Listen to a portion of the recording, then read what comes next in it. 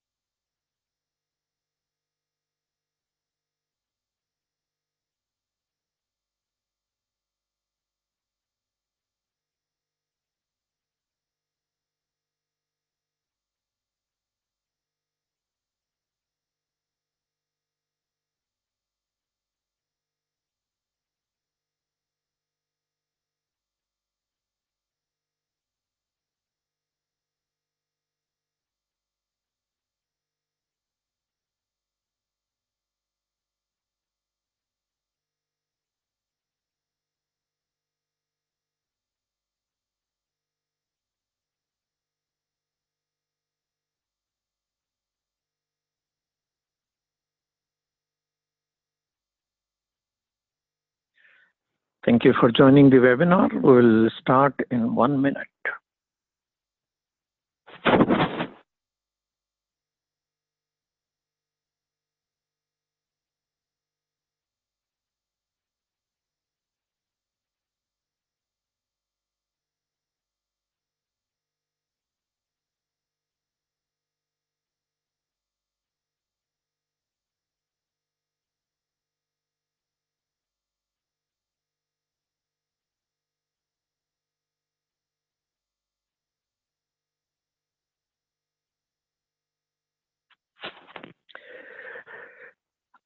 Thank you so much. My name is Malik Mujahid, and I'll be presenting this webinar to stop genocide in Burma, what we could do. First, the current situation, which is becoming somewhat serious. There was a agreement signed between Burma and Bangladesh in November. And the idea was that Rohingyas will be sent back. Details were not quite clear. It turned out that it was modeled after 1995 repatriation deal. Burma says that two things. Burmese civilian government says they will be settled into quote-unquote model villages. Human rights organizations are interpreting that model villages are going to be similar to what they had in 2012, when Sitwe, almost all Muslims were wiped out, marched by the military, and put into different camps. And that camps are described by New York Times in a major report as the 21st century concentration camp. They cannot go out. They hardly had any services available. They cannot earn living, and they cannot even fish it close by. And only United Nations were allowed to feed them. And United Nations was dismissed from that area early August. We don't know what shape those people are. So most people were thinking in human rights world that, this is just a in principle agreement and it may not happen, or it will happen when conditions are right. But this thing came into news. A minister of the Bangladeshi government announced, what you see here is a report in Dhaka Tribune, that by 22nd, and since then, news has come, well, process will start at that time, but 100,000, that will be about 10% of all Rohingyas in Bangladesh, will be sent back. Now, conditions put for this were by Bangladeshi Prime Minister Sheikh Hasina at the United Nations. Rohingyas want to go back to their land with peace, security, and full rights. Bangladesh also want that. Rohingya want to go back because that is their land, that's their home. Rohingyas are indigenous people living in their ancestral land, so they want to go back to their land. Except their property is gone, their villages are gone, no sign is left of them in most of those villages. So where are they going to? They don't want to go back without security, and situation is still people are coming in. So Rohingya people want to go back. The situation in Bangladeshi camps, of course, are not good at all, although they have security and they have freedom to practice their faith, but living conditions, they cannot earn their livelihood and all of that. Bangladesh also want to send them back because they are not Bangladeshis and they are Rohingyas who are living in their ancestral land. And Rohingyas, so Bangladesh is the size of Iowa, the state in the US, and half of America is the size of Bangladeshi population. So it cannot afford to have all these people assimilated there. So Rohingyas and Bangladeshis agree on these things. And this need to be done in a way that the Bangladeshi Prime Minister announced at the United Nations that they need to be sent back with security. And her proposal was the safe zone with United Nations peacekeeping force protecting them. And I think that was a good demand, and Burma Task Force has always supported that. But the sending back has a huge memory, which is not good. Bangladeshis have been extremely good host, welcoming, bringing whatever from all over the country to serve these people. At the same time, Rohingyas are also very peaceful and gracious guests as well. But repatriation without security and citizenship has a problem. One problem is history. As you can see in this particular infograph, this ping pong game started in 1978 when almost 300,000 were thrown out by attacking them. Who did that? The current military commander, they call it senior general. The senior general's dad did that in 1978. So since they were citizens, United Nations and the Bangladesh government decided you must go back, and Burma decided to accept them.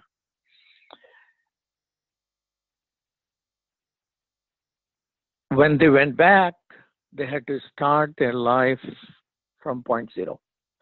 But then Burma decided to cancel their citizenship. Within a couple of years of going back to Bangladesh, their citizenship were taken away. They cannot go to school, cannot have a job, cannot travel. Everything nightmare started. In 91, 92, they attacked again, and then they sent back. 2012, 2015, several went to Bangladesh, but a large number stayed in IDP camps inside, what New York Times calls the concentration camp of 21st century. Most of those people are still there. In 2016, again the attack began, and that continues until 2017. By now, there are 1 million Rohingyas who are inside Bangladesh and other places. So this thing has continued to happen. No security, no citizenship, no rights. Now that, it was a slow genocide, scholars were saying, going on in 1978. Should this be allowed to continue? Should this opportunity that 1 million people are out should be used by the world community to impress upon Myanmar? Because Myanmar is the bad guy. Bangladesh is the good guy. So pressure need to be on Myanmar or Burma, the other name, that they should restore citizenship, provide security. And there are many models of the security. So here are the four critical demands which we are pushing. And we like you to be our partners in pushing these demands. Call it a genocide, because there is a convention on genocide. In the United States, there is a law of genocide, with huge punishment to people who commit genocide. Even if they are not US citizens, they are liable to be punished under the US genocide law. So once it is determined it's genocide convention has a universal jurisdiction. So it does not require that a case could be filed only in Myanmar or Burma. It could be filed anywhere. So it's a very key concept. For 5 years we're pushing. Now many people are calling it a genocide, although it has not been determined by US government.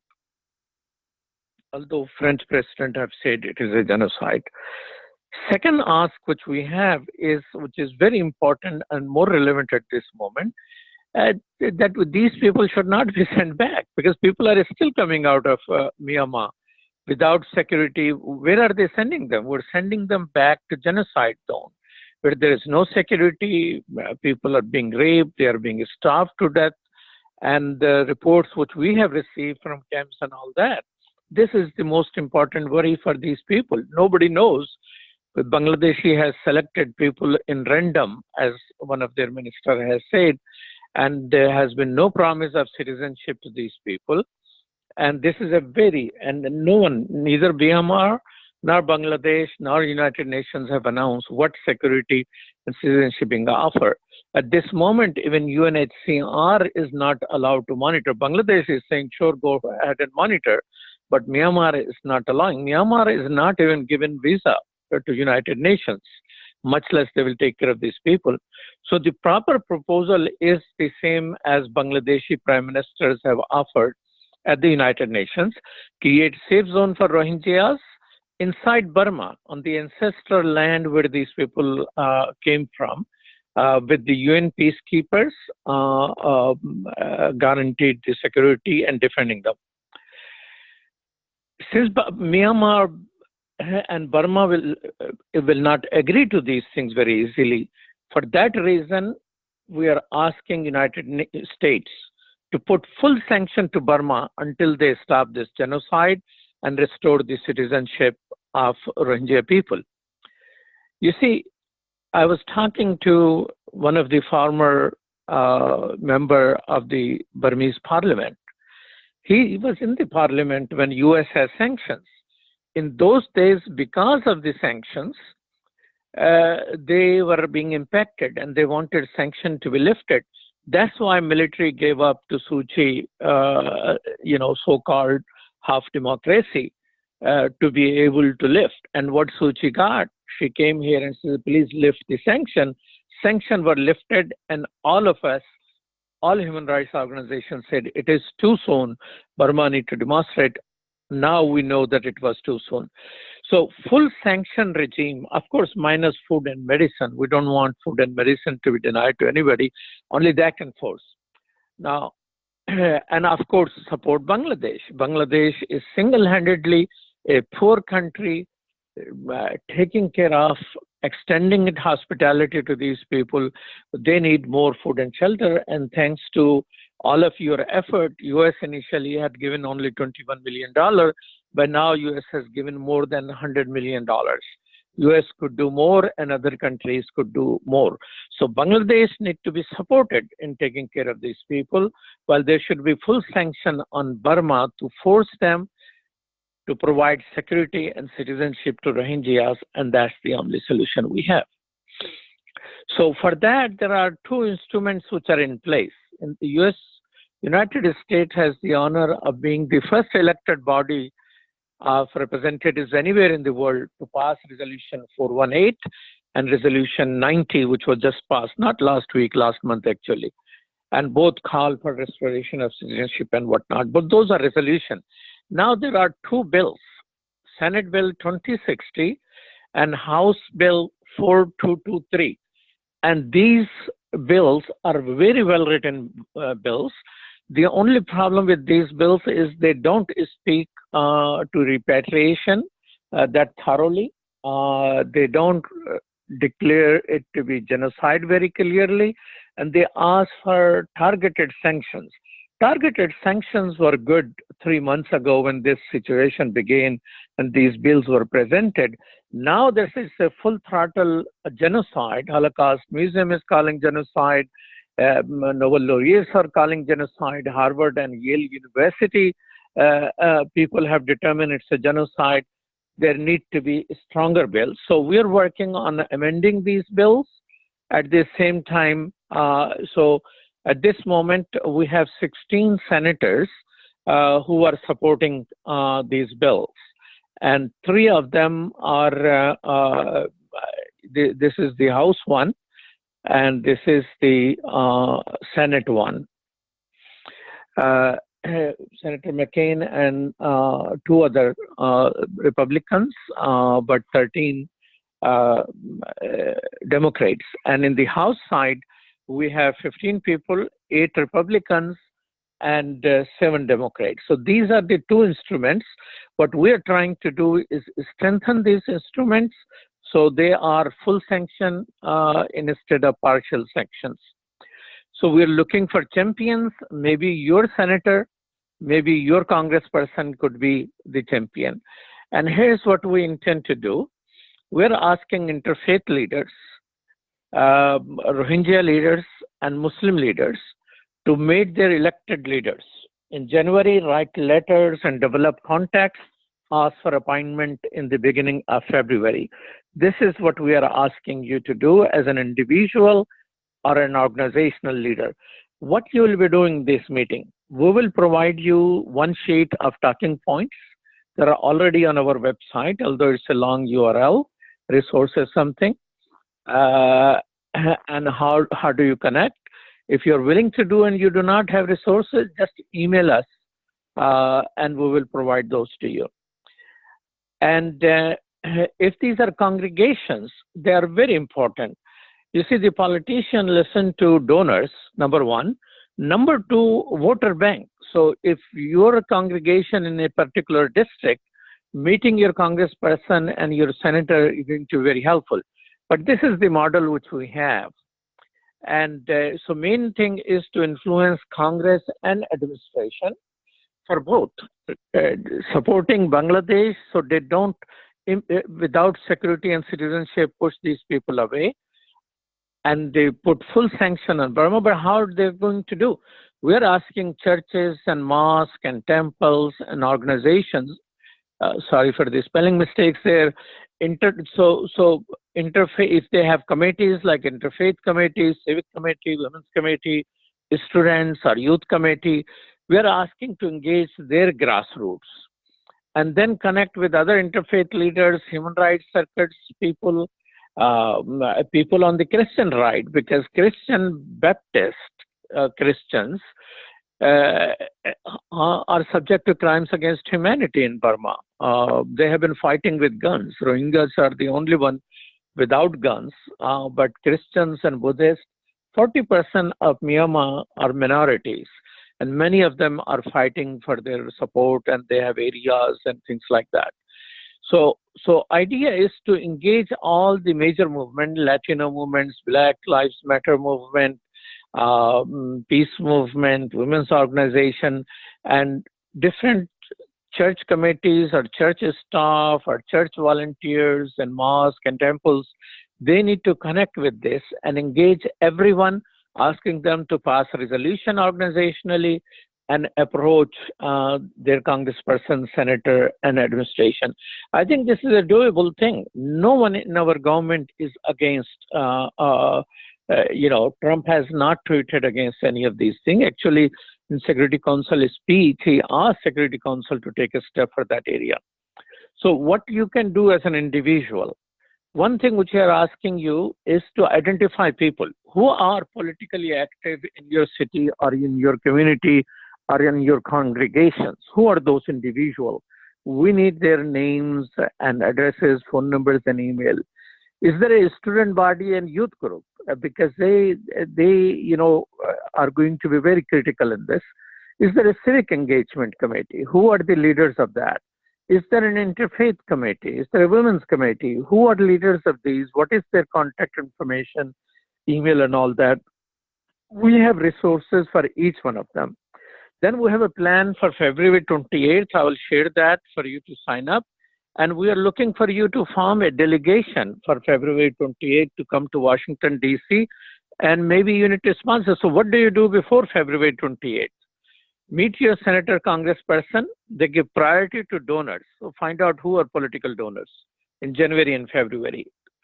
Then organizations write and meet them. Constituents are given a third priority. Sign up for 28, form a delegation to bring to Washington, D.C., fund young people to come to Washington, D.C. for this day, because February 28th is a working day, Tuesday, because Congress mostly Tuesday, Wednesday, Thursday, you can influence them more.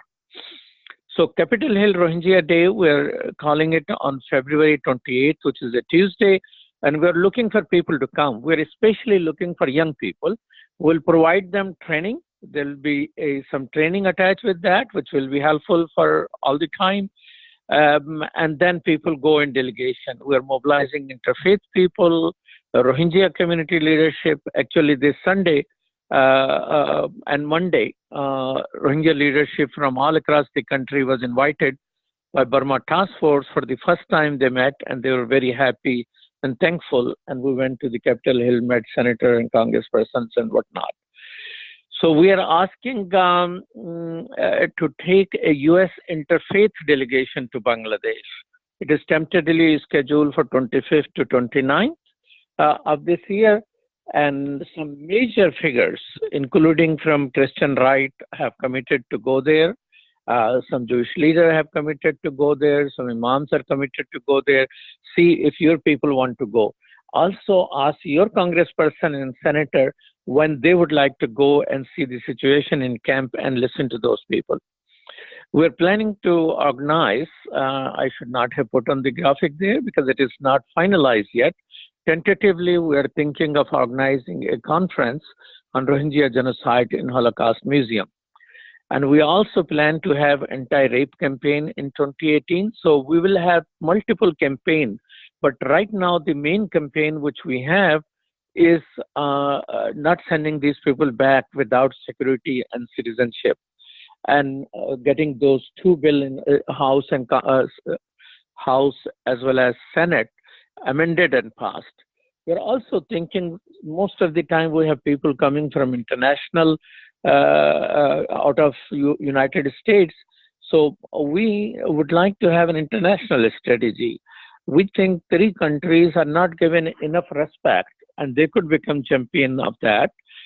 French president has called it a genocide. Canadian Prime Minister has been has written the strongest letter publicly for these things, and Germany's Chancellor is a powerful lady. These three people are emerging in the world as United States and UK are dealing with some, are focused more inward. These people are focused outward, and they could do things. And the model which we have in mind for you to suggest, Bangladesh is one country, and that's the reason I went there second time in November. I spoke at Dhaka University. Along with me was one of the vice chancellor of the university, which is like president of the universities in the US, as well as a judge of the Supreme Court. And we're trying to develop strength to this argument over there, but we still need to identify other countries from Africa and Asia and the Muslim world. And we're not asking to do anything, but have bilateral communication with Canada, Germany, and France, so they play a stronger role in supporting Bangladesh, who's taking care of so many refugees, but also putting tremendous pressure on Burma, where genocide is going on. So citizenship is restored and security is guaranteed before Rohingya refugees are sent back. So that's it. So for the presentation, and if you have not signed up, please sign up. And this is the time I open up for question and answers. I don't know how Q&A is going to go, but there seems to be a panel there for question and answer. And there seems to be no questions, so you can maybe type up the questions there and I can read and respond to them. I think there is something called chat also, but let's focus on Q&A because I can't keep an eye on both things at the same time.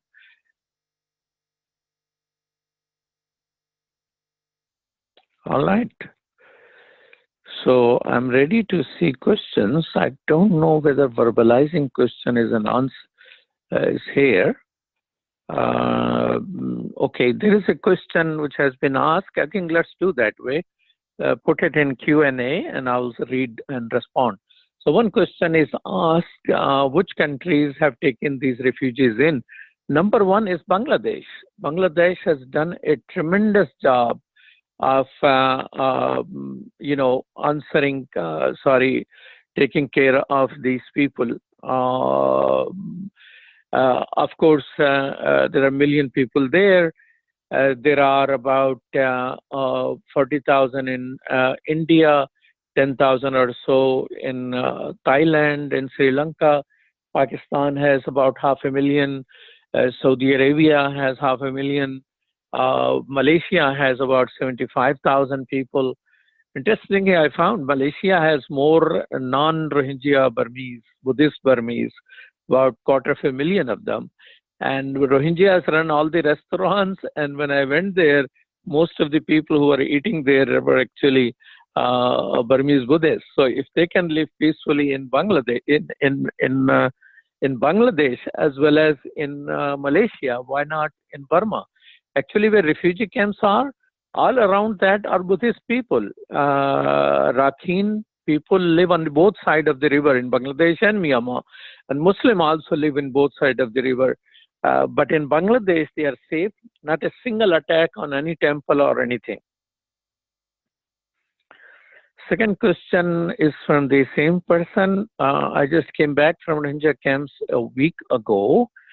The elephant in the room is that they have no education and skills to earn a living. Can these people be trained for some skills while in Bangladesh? They are not denied any education.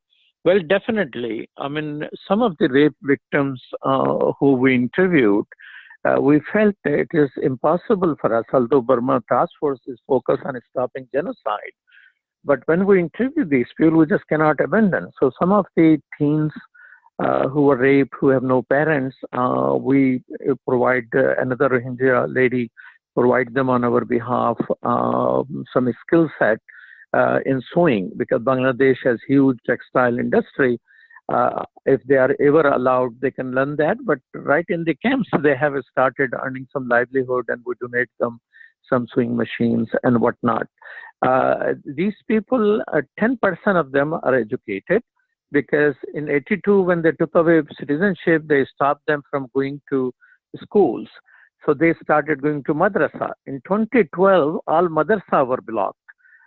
So huge number of them are uneducated, but they are very skillful people, very skillful people. There are more Rohingya camp. If they could bring nothing, they brought solar panel for their cell phone and whatnot. They have more solar panel than in my neighborhood, because the Burmese government will give Rakhine Buddhists electricity. And in the same village, they will deny Muslims to have electricity. So Muslim started importing small solar panel, and Muslim actually used to control solar panel business in that state. So they are very, very smart, very skillful people. Their skill set is tremendous, and they can, of course, learn more things, and this thing need to be done. But at this moment, Bangladesh does not allow them to leave that area, and education is allowed up to primary level only. Okay. Next question is, what is the significance of February 28? Is this House Senate bill on the vote around then? Well, you know, they don't determine. These both bills are still in the Foreign Relations and International Relations Committee. So we need to work on them. So they are taken out of those committees and then go to the Senate. So in January and February, when we're meeting people to pursue them, to get out from the committee and put them in the votes. Okay. Majority Bangladesh people are Muslims. So why they cannot keep Rohingya people in their country? Well, this is what, I'm trying to share from the beginning. They are welcoming. I mean, when I was there in early September and November, I saw people coming all over Bangladesh, bringing everything they had. They have opened their heart.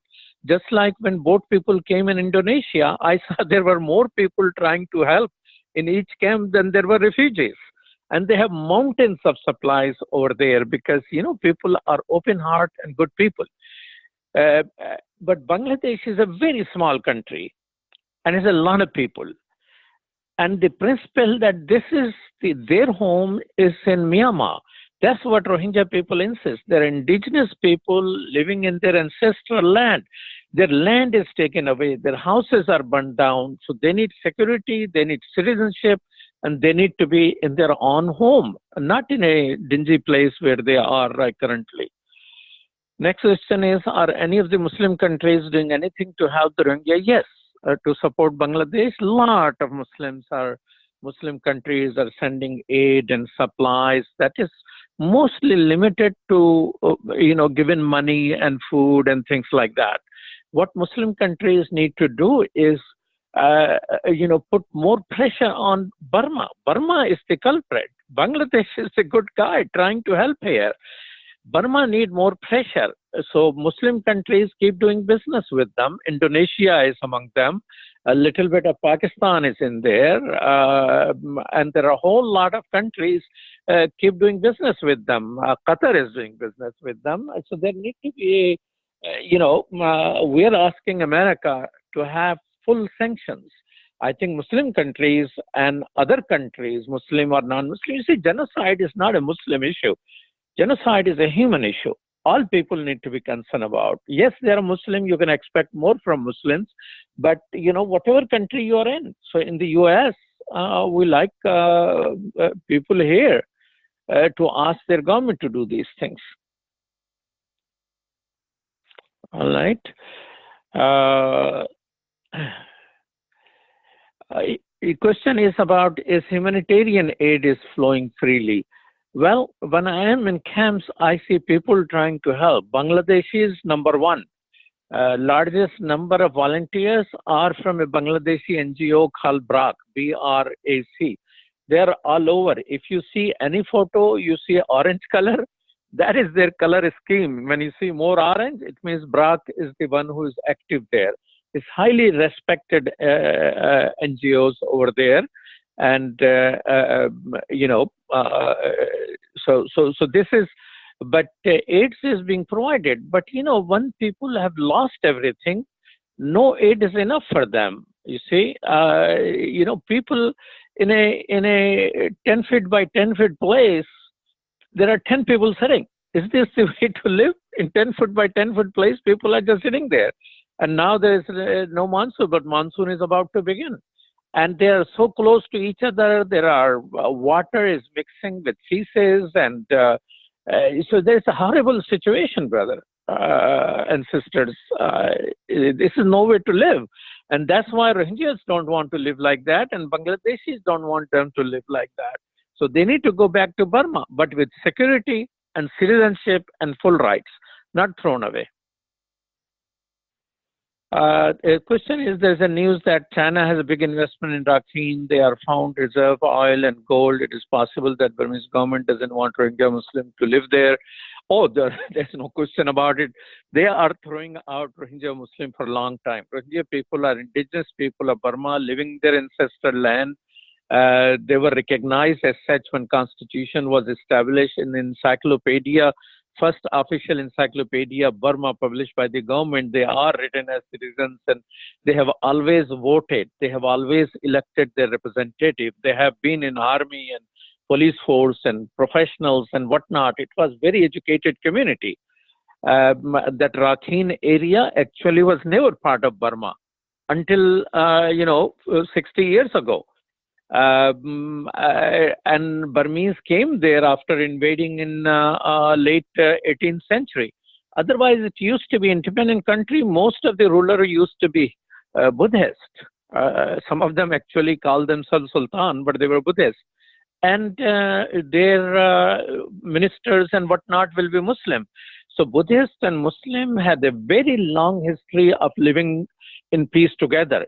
Still in Bangladesh, there are a lot of Buddhist temples. I have photographs of young Buddhist kids in their orange monk dress going to school, many of them, and in the morning and in the evening.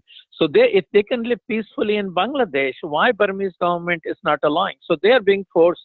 As far as China has investment, yes, China and India both have investment, and Bangladeshis are pretty upset that China and India are forcing Bangladesh into compromising and considering it a bilateral issue. Bangladesh didn't do anything wrong. These people are imposed on them and they're hosting them. Very nice people. All right. See, I don't see any other questions. So what I'm going to ask is, well, one more question popped up. Are there any demands of punishment for the people who are committing this crime? Yes. United States, these particular 2060 and the other bill in the House, they are designed to put targeted sanction on the military people who are responsible for this. But once a genocide is declared officially or crime against humanity, you can file a lawsuit in America, in Canada, everywhere, and grab those people, arrest them. All these things are possible once a proper determination is made. So it's a critical question there.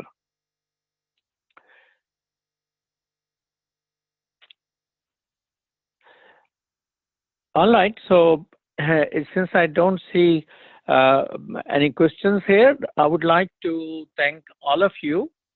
We have taken almost 40 minutes for this thing. Well, I certainly have several other questions popped up as I was about to conclude.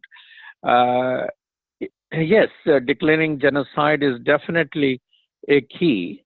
And I see some people here from Indonesia, one person at least. I am really looking for help from Indonesia. And if you can just email me at malik@soundvision.com. I'm actually trying to look for people in Indonesia who can help. Indonesia is the largest Muslim country, and it has close relationship with Burma. So I'm looking for you. So you can email me Malik, M-A-L-I-K, at soundvision.com, SOUNDVISION.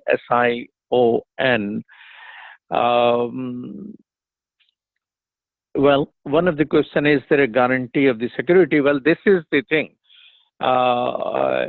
Demand is that security is offered to them through United Nations and whatnot. Well, thank you so much. But do sign up, please. We are looking for people who are willing to take responsibility, meeting congressperson, senator, pushing for these bills. We'll work on the amendment aspect of it, develop interfaith coalition, pass resolutions, go and meet with them, tell us who you met and what did they say, and then show up on February 28th. We're looking for 1,000 people of different faith communities to knock doors at the Congress. I think it's a genocide. People agree that it's a genocide now. We need to get it official and get people to stop this. Thank you so much. Peace. Salam. Shalom.